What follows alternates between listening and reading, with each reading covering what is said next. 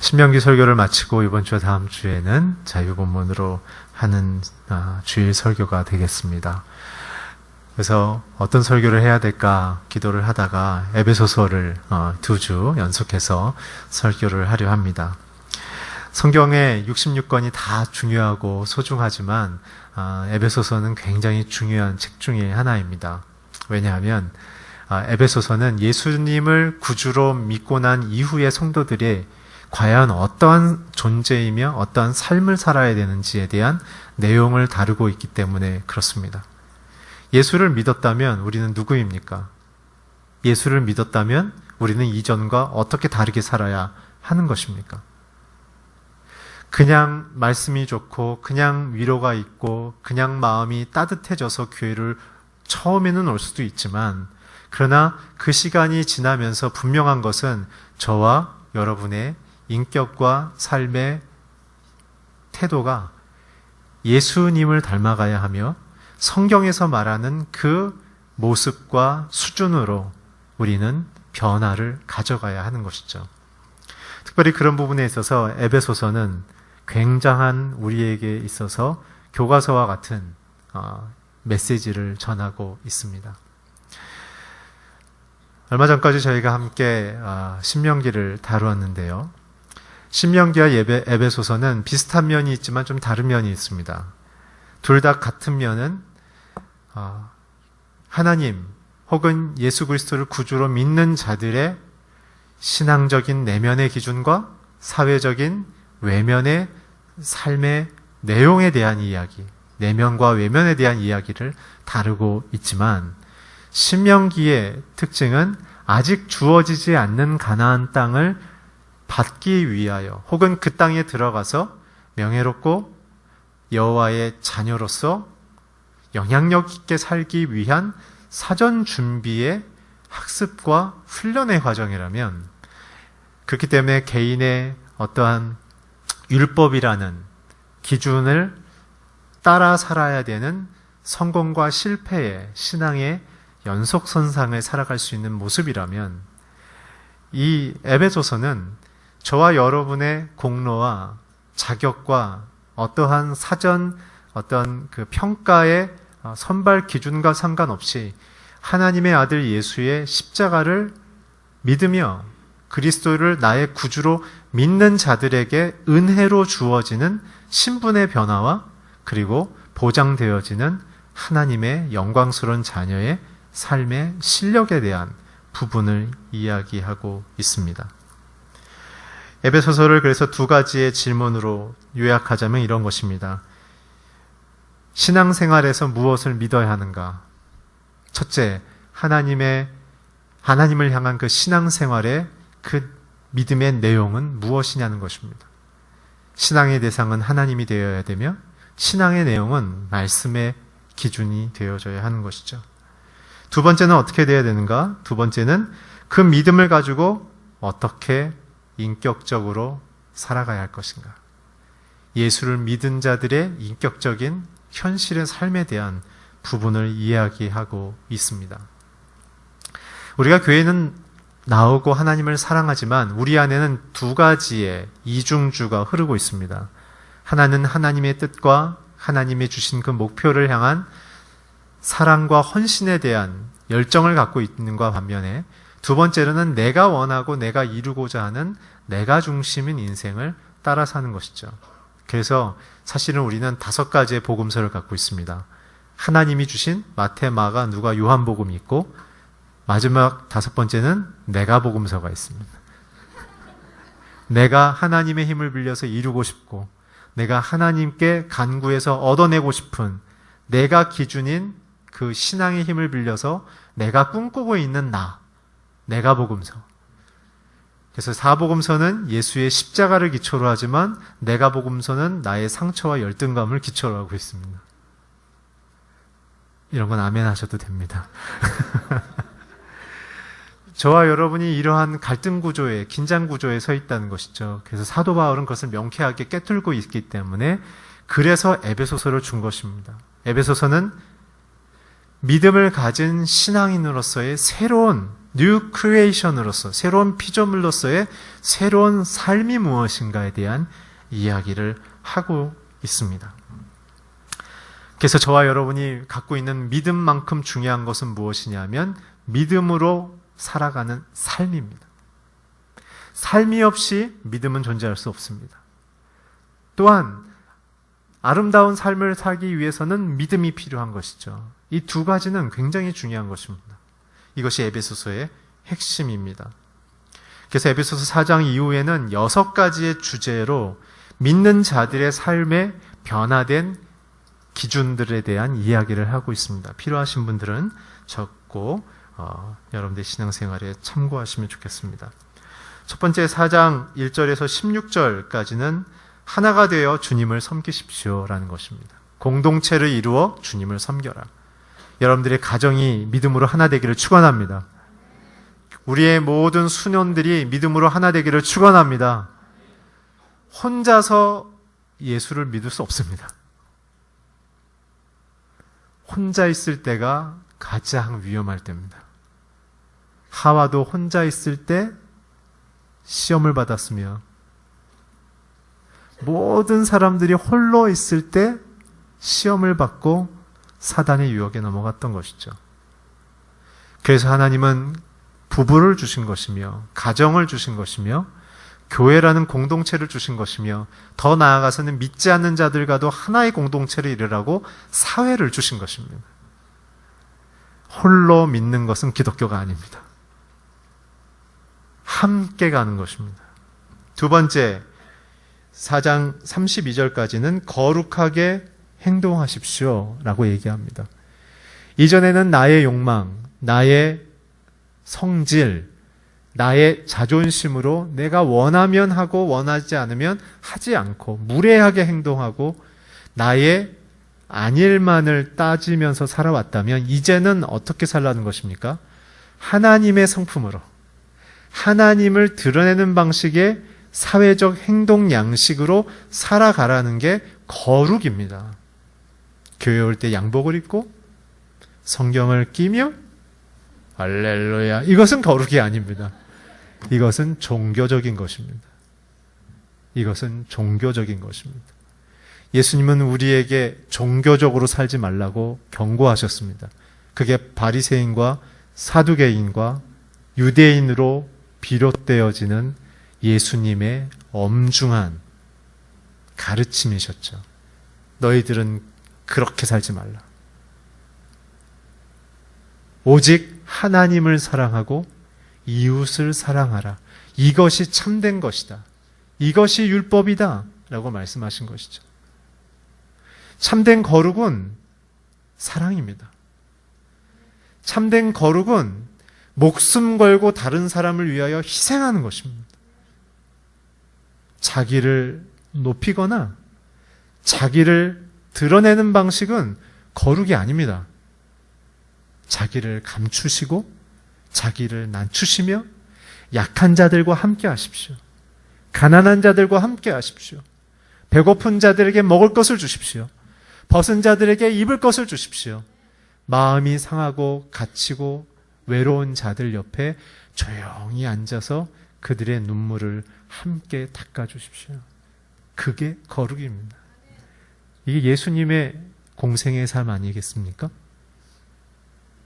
어느 순간부터 교회가 제도화가 됐고 어느 순간부터 교회가 목사의 직분, 장로의 직분, 권사의 직분, 집사의 직분으로 그것이 우리의 목표가 되어지는 불행한 신앙 공동체가 되어지지 말아야 합니다.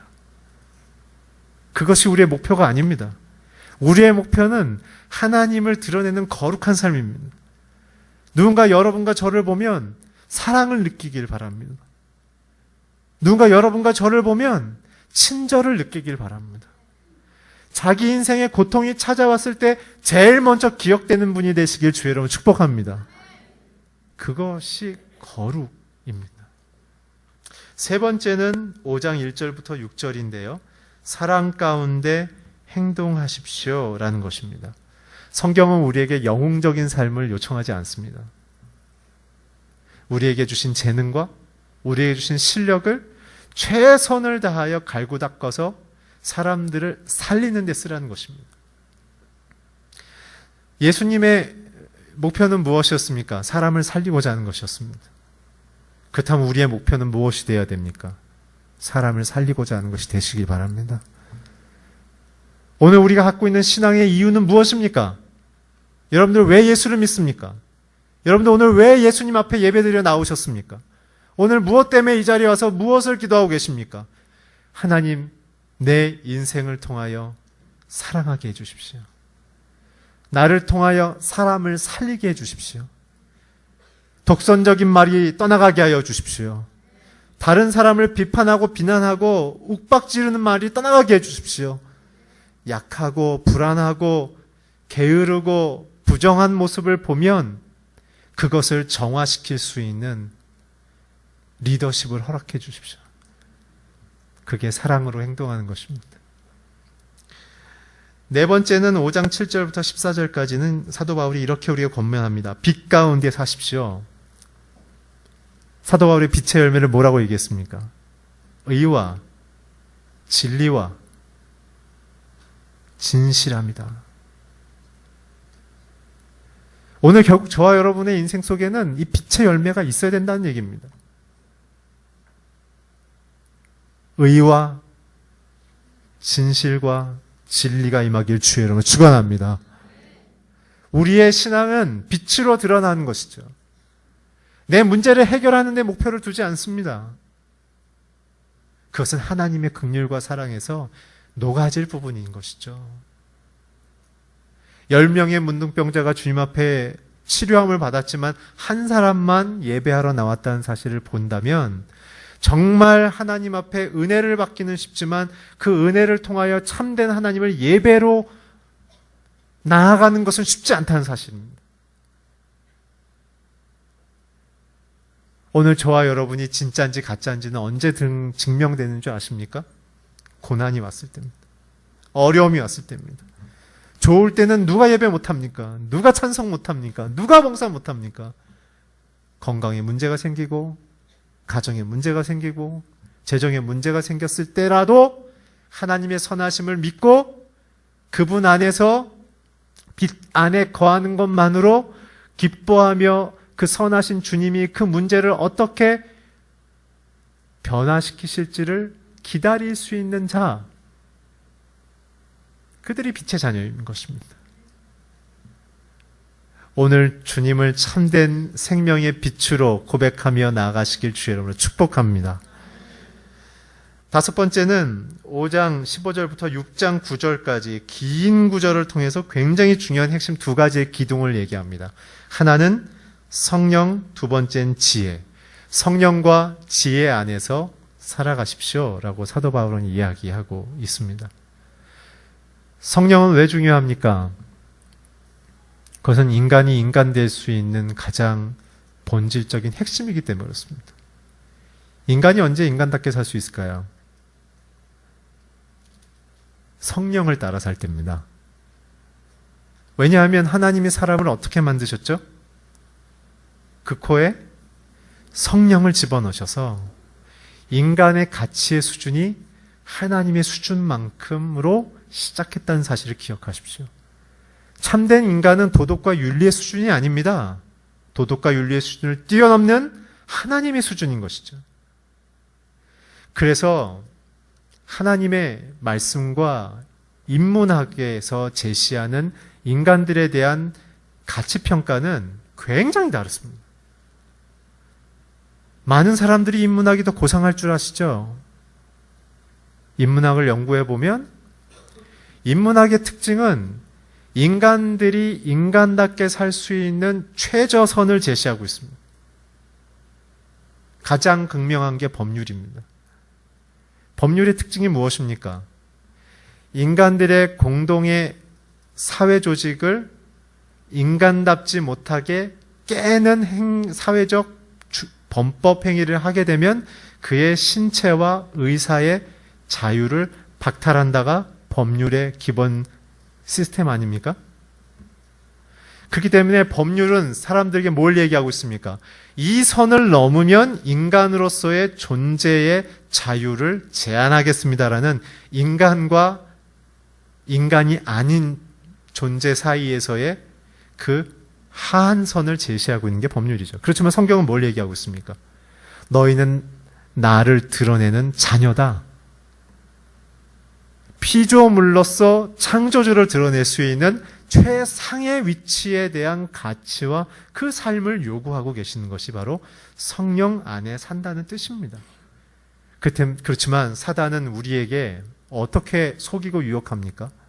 하나님은 끊임없이 우리를 모든 피조 세계 속에 가장 존엄하고 가장 명예롭고 가장 가치 있는 존재로 끌어올리기 위해서 너희가 이렇게 행하라고 신명기와 에베소서를 중심으로 성경이 끊임없이 얘기하고 있는데 사단은 우리의 마음에 어떤 걸 넣습니까? 하나님 자꾸 나한테 왜 이래라 저래라는 거지? 자꾸 나한테 이걸 하라는 거야?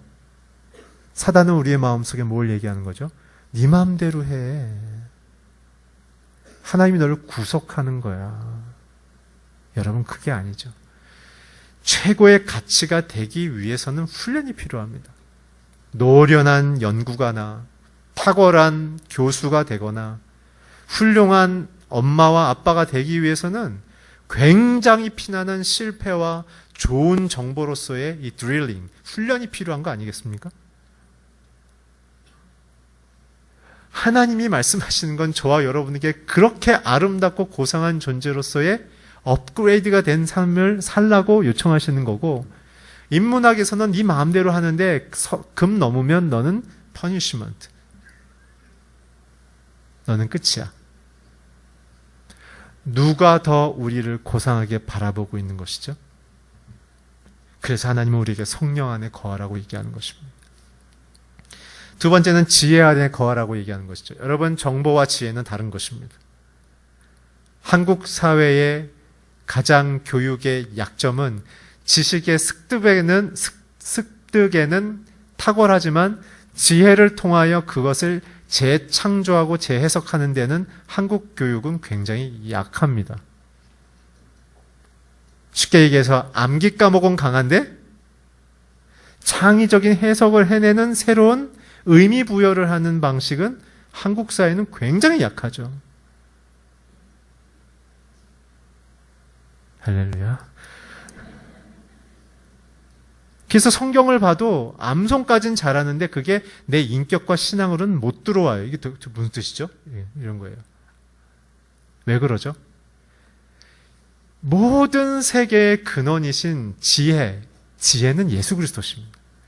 예수님을 진짜 나의 창조주로, 나의 구원자로, 내 인생을 살리시는 통치자로 고백하지 못하니까 내가 갖고 있는 정보력으로 내 인생을 저글링하는 거예요. 이렇게. 오늘 진짜 세계를 디자인하신 하나님 앞에 서기를 주의 이름으로 축원합니다.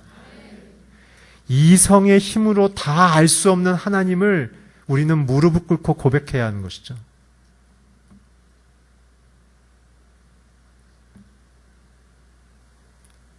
마지막 여섯 번째는 하나님의 전신갑주를 입으라고 그래서 사도 바울이 마지막 얘기하는 것입니다. 여러분, 오해하지 마십시오. 이 전신갑주가 나가자 싸우자 이기자 이런 거 아닙니다. 힘들어요? 전신갑주 입도록 기도하시고 싸워 이기세요. 이런 얘기가 아닙니다. 이 전신갑주를 입으란 얘기는 똑바로 살아라 얘기예요. 똑바로 살아라. 어떠한 희한한 종교적인 재주를 얻는 게 아닙니다. 이런 방식으로 기도하면 하나님이 들으시고 뭐 이런 것이 아니고요. 예수를 믿었다면 너의 지성이 창조주를 기억하며 나아가야 될 것이 아니냐. 그래서 사도 바울이 얘기한 거 아닙니까? 내가 세상에서의 모든 지식과 정치력과 경제력과 조직력을 다 움직여 봤지만 그거 예수 앞에서는 다 배설물 같더라. 그래서 예수님 아는 게 가장 고상한 것을 자기가 깨달았다라는 고백을 하는 거 아니겠습니까? 그래서 우리의 머릿속에는 나의 구원자이신 그 하나님에 대한 큰 믿음으로 나아가라는 것입니다. 이성의 특징은요, 합리성과 정보를 가공하는 이 구조를 만들려는 힘이 있습니다. 그래서 정보로 담겨지지 않은 내용을 받는 순간 이성은 그것은 불합리하고 그것은 믿을 수가 없다고 이야기하지만 믿을 수 없기 때문에 그것이 존재하지 않는 것은 아니죠. 무슨 말씀인지 알겠습니까? 우리는 믿음의 세계를 속에서 이성의 도구의 힘을 빌려 하나님을 더 깊게, 더 아름답게 우리에게 주신 가정과 사회를 아름답게 섬기며 가꾸고 살라고 주신 것이죠. 근데 이제 거꾸로 되어져 있는 것이 거꾸로. 그 때문에 하나님의 전신갑주를 입으라는 것은 하나님을 나의 창조주로 내게 내 인생에 주신 의미가 무엇인지를 분명히 깨닫고 올바른 기준으로 올바르게 살아가라는 말씀을 주신 것입니다. 그래서 에베소서는 굉장히 우리에게 풍요로운 유산을 주는 것이며 믿음의 굉장한 부요함을 주는 것이며 이 세상의 사회적 구조와 메커니즘으로 설명할 수 없는 굉장한 탁월성을 우리에게 허락하는 것이죠. 그렇기 때문에 저와 여러분은 우리가 무엇을 믿고 어떻게 살아가야 될 것인지를 고민하며 생각하며 결정하며 나가셔야 하는 것입니다. 오늘 1절 한번 같이 읽어주십시오. 시작. 그러므로 주를 위해 갇힌 몸인 나는 여러분에게 권면합니다. 여러분은 부르심을 받았으니 그 부르심에 합당하게 서십시오. 두 가지의 컨셉을 기억하십시오. 나는 그리스도 안에 거하고 있다. 두 번째, 나는 부르심을 받았다. 저와 여러분은 시작이 있다는 것입니다. 부르심이라는 것은. 저와 여러분은 시작이 있는 것과 동시에 끝도 있다는 것입니다. 그렇다면 우리의 시작과 끝에 그 결정권자는 누구시라는 얘기입니까? 예수 그리스도시라는 겁니다.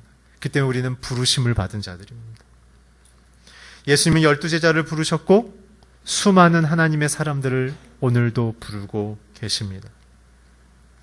그렇다면 예수님조차도 이 땅에 오셨을 때 우리에게 그 부르심 받은 성도의 모습에 모범이 되시기 위하여 성부 하나님의 부름을 받고 이 땅에 오셨죠.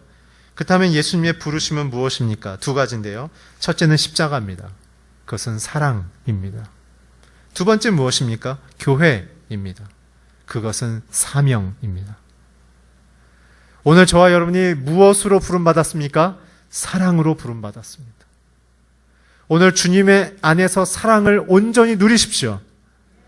하나님의 사랑으로 온전해지시기를 주의 이름으로 축원합니다. 조건의 변화와 환경의 변화가 우리의 목표가 아니라 하나님이 나를 누구라고 고백하는지를 만나고 깨달아야지만 우리는 온전한 부르심 앞에 서는 것입니다. 사람들이 말하는 나와 내가 보는 나와 하나님이 보는 나는 다릅니다. 오늘 여러분들의 이력서에 기록될 수 있는 내용을 버리십시오. 그것은 도구입니다.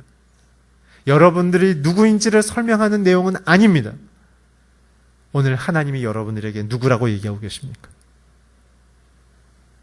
오늘 그 부르심 앞에 서기를 주의 이름으로 축원합니다. 두 번째는 사명입니다. 하나님 우리를 왜 태어나게 하셨습니까? 그리고 오늘 나에게 인생을 이런 경험을 왜 주셨습니까? 그리고 오늘 내게 왜 이 자리에 있게 하십니까? 왜 내게 이런 교회, 이런 사회적 책임, 이런 사회적 관계를 갖게 하십니까? 사명 때문에 그렇습니다. 사명이 있는 자는 죽지 않습니다. 사명이 있는 자는 넘어지지 않습니다. 사명이 있는 자는 어느 장소에 있든지 간에 낙담하지 않습니다. 오늘 저와 여러분의 마음이 오르락내리락하는 이유는 사명이 없기 때문에 그렇습니다. 안주하며 환경을 누리고 있으며 조건값으로 내 인생을 평가하려는 그러한 세상의 기준과 똑같이 살고 있기 때문에 외부에서 바람이 오면 밀리는 것이죠. 외부의 압력이 낮아지면 그쪽으로 딸려가 버리는 것입니다. 그러나 사명이 있는 자는 세상의 중심에 선 자입니다. 그런 사람들은 사람들이 따라 붙습니다. 그런 사람들에게는 돈들이 모여집니다. 그런 사람들에게는요, 사람들에게 감동을 주는 스토리들이 만들어지기 시작합니다. 그것이 그리스도인들입니다. 오늘 우리가 예수를 왜 믿습니까? 사람을 살리기 위해서 믿습니다. 그래서 예수님은 그분의 우선순위는 사람을 살리고 싶다였고, 그분은 그래서 그의 사랑을 쏟았으며 사명을, 자기의 생명을 깨트리는 데 썼던 것입니다.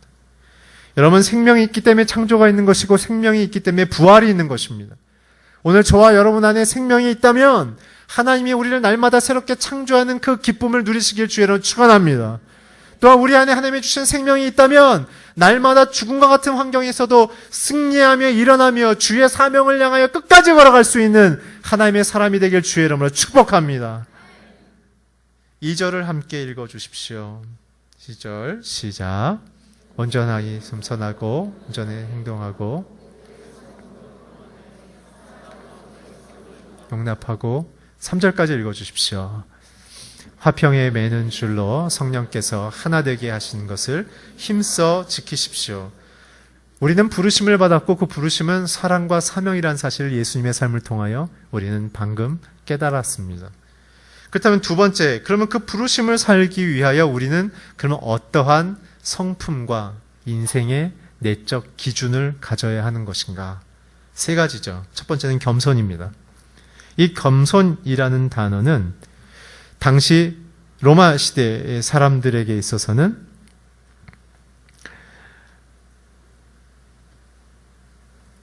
종들에게 요청되어지는 사회적인 행위였습니다. 겸손이라는 것은 자기의 결정권과 자기의 의사를 주인의 뜻을 따르는 방식으로 사는 것을 겸손이라고 얘기했죠. 그렇기 때문에 사실 그 당시에 초대교회에서 겸손하라 얘기하면 성도들에게서는 굉장히 도전되는 얘기입니다. 왜냐하면 로마 시민은 전 세계에서 가장 명예로운 자유시민이었기 때문에 누군가의 뜻에 구속받아 산다는 것은 굉장히 불명예스러운 그러한 사회적인 판단들이 있었기 때문에 그런 것이죠. 그렇지만 예수님께서는 그러한 시대 속에 어떻게 사셨습니까? 참된 창조주셨고 완전한 통치권의 최상위에 계셨던 권위자셨지만 그분이 이 땅에 오셨을 때 빌립보서 2장 6절에 보게 되면 어떻게 얘기했습니까? 그는 종의 신분으로 사람의 모양으로 나타냈다. 신적 권위를 다 포기했다. 신분을 포기했다는 것입니다. 권리를 포기했다는 것이죠. 그랬을 때 그에게 주어진 건 무엇입니까? 겸손했기 때문에 사람들의 존경을 받았습니까? 아니에요. 요한복음 1장에 보면 뭐라고 기록되어 있습니까? 빛이 이 땅에 왔지만 그의 백성들이 그를 영접하지 않더라. 그래서 주님은 얘기하시는 거예요. 너희가 나를 먼저 사랑한 게 아니라 내가 널 먼저 사랑했다. 이게 은혜입니다. 오늘 주님이 저와 여러분을 먼저 사랑하셨습니다. 마음을 여십시오. 낮추십시오. 주님을 붙드십시오. 그래서 주님은 그러한 고난을 겪고 비난을 받고 오해를 받고 그의 겸손의 최고의 완성은 어디입니까? 십자가. 십자가라는 것은 영웅적 죽음이 아닙니다. 당시 십자가 형틀에 올라가는 형벌은 대략 이런 것입니다. 국가반란죄, 연쇄살인범, 연쇄강간범, 마술을 행하며 사회적 소요를 일으키는 자, 이 네 가지에 해당되는 덕목만이 범죄자만이 십자가형을 받는 것입니다. 그래서 역사학자들이 얘기하는 팍스여 롬이나 로마의 평화의 시대가 있었습니다. 그것은 로마가 진짜 평화로운 게 아니라 이 십자가형을 남발하면서 사람들이 이 공포정치를 통해 사람들이 두려워서 아무 누구도 그 권력에 대항할 수 없어서 수능적 상황에 있었기 때문에 형벌이 줄어든 것 같은 통계적 오류의 해석을 보이는 것이죠. 예수의 죽음은 저와 여러분의 안에 있는 이 흉악한 죄악을 대신 사회적인 치욕스러운 불명예로 안고 올라가신 것입니다. 그래서 십자가형을 당한 자들의 시체 처리마저도 법적으로 십자가형이 이루어진 그 바로 뒤에 커다란 계곡을 파서 그곳에 그냥 던져버리고 끝입니다. 그 시체를 가져가거나 는 자들을 또한 엄벌을 받기 때문에 그냥 쓰레기로 처리가 돼버리는 비극적인 인생으로 비춰지는 것이죠. 그게 예수님이 우리를 향한 자기 신분의 포기며 참된 겸손의 실천의 모습이었죠. 그랬을 때 어떤 일이 일어납니까? 성부 하나님께서 성자 예수 그리스도를 음부 지옥에서부터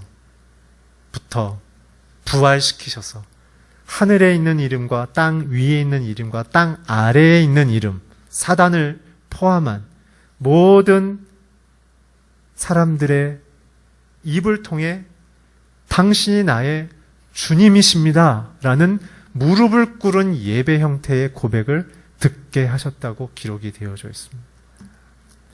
참된 겸손은 그래서 생명을 낳는 것입니다.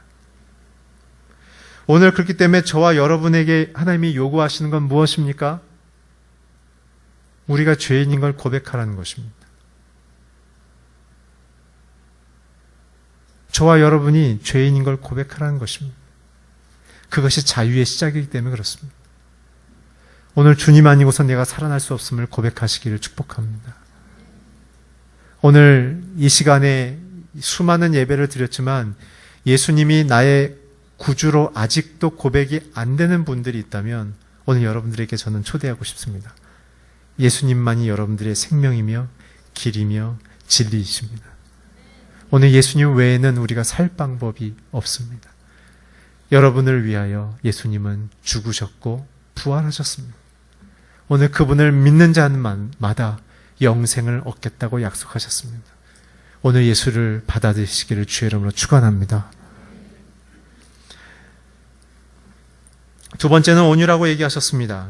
온유는 고난 중에서도 하나님의 뜻이 이루어질 때까지 기다리는 것이 온유입니다. 너무나도 놀라운 것은 이 겸손과 온유, 오늘 사도 바울이 언급한 이 두 가지의 성품은 마태복음 11장 28절에서 29절에 보게 되면 예수님이 먼저 이 부분을 언급하셨습니다. 제가 읽어드리겠습니다. 수고하고 무거운 짐진 모든 사람들은 다 내게로 오라. 내가 너희를 쉬게 할 것이다. 나는 마음이 온유하고 겸손하니 너희는 내 멍에를 메고 내게서 배우라. 그러면 너희 영혼이 쉼을 얻을 것이다. 오늘 예수님을 드러내는 대표적인 성품이 바로 사도 바울이 지금 정리한 겸손과 온유입니다. 그 때문에 우리에게 겸손하라, 온유하라 얘기하는 것입니다. 예수를 믿는다는 게 뭡니까 도대체? 예수를 믿고 출세하는 겁니까? 예수를 믿고 병이 낫는 것입니까? 예수를 믿고 잘 되는 것입니까? 예수를 믿고 겸손하고 온유해지는 것이 예수를 믿는 것입니다. 그 이유는 겸손과 온유의 성품의 공통점은 권위자를 인정하는 성품이기 때문에 그렇습니다. 오늘 내 마음대로 인생을 살았고 내 마음대로 인생을 결정했고 내 마음대로 인생을 끌고 가고 있는 분들의 삶 속에 오늘 주님의 음성을 선물로 드리고 싶습니다. 수고하고 무거운 짐을 지셨습니까? 다 예수께로 오십시오. 그분은 온유하고 겸손하십니다. 그분께 가서 있으면 쉼을 얻습니다. 베드로전서 2장 19절 20절을 자막을 통해서 함께 읽어주시길 바랍니다. 시작. 어떤 사람이 억울하게 고난을 당하고 하나님을 생각하며 슬픔에 참으면 이것은 은혜입니다. 여러분이 매를 맞고 참으면 무슨 칭찬이 있겠습니까? 그러나 여러분이 선을 행하다 고난을 받고 참으면 이것은 하나님 앞에서 은혜입니다. 오늘 온유는 상황이 고난 속에 있어도 주님이 선하시기 때문에 그 선한 일을, 선하신 하나님의 뜻을 묵묵히 따라 순종하는 것이 오늘 베드로도 동일하게 그것이 은혜라고 이야기하고 있습니다. 오늘 직장에서 힘드시죠? 경제적인 문제 때문에 굉장히 고통하시죠? 때로는 건강 때문에 어려운 분들이 계시죠? 같은 마음으로 삽니다. 오늘 그렇지만 이것을 기억하십시오. 우리가 예수를 믿는다는 것은 환경이 나를 지배하지 않는다는 것입니다. 오히려 우리가 환경을 지배하는 것입니다. 오늘 우리는 나도 지으셨고 우주도 지으신 그 창조주와 통치자인 그분 아래 그 선하신 하나님이 내게 도대체 어떠한 일을 이루실 것인지에 대해 날마다 가슴 뛰고 흥분하며 설레는 마음으로 살아가는 그러한 자녀들인 것입니다. 하나님을 바라보십시오. 세상을 바라보고 내 경험을 바라보면 기대할 것이 없습니다. 그러나 하나님을 바라보면 죽음과 같은 상황에서도 소망을 꽃피웁니다. 생명을 찾습니다. 어느 한 시인이 고백한 것처럼 흔들리지 않고 피는 꽃이 있겠습니까? 우리의 인생에 흔들리는 것은 본질이 아닙니다. 우리는 흔들리는 게 정상입니다. 우리는 힘겨운 게 정상입니다. 그러나 거기에서 끝나지 않는 것이 우리에게 소망인 것이죠. 오늘 우리에게 주님이 보여주신 삶처럼 우리는 내 인생을 생명으로 이끄시는 그 주님 앞에 내 인생을 맡기는 겸손과 고난 속에서 내 인생을 끝까지 책임지시는 그 예수 그리스도의 참된 십자가를 지신 그 사랑의 온유를 믿는다면 오늘 저와 여러분은 승리한 자입니다. 오늘 저와 여러분을 그렇게 사랑해내셨고 오늘도 함께 하시며 앞으로도 우리와 함께 하실 그 주님을 찬양합니다. 오늘 겸손과 온유 안에서 승리하시기를 주의 이름으로 축복합니다. 기도하겠습니다. 하나님, 오늘 주님을 사랑하는 귀한 성도님들, 우리와 함께 하신 그 귀한 예수님, 성령님, 오늘 우리 가운데 참된 겸손과 온유로 부르심받은 자의 삶을 아름답게 살게 하여 주시옵소서. 예수 그리스도의 이름으로 기도했습니다. 아멘.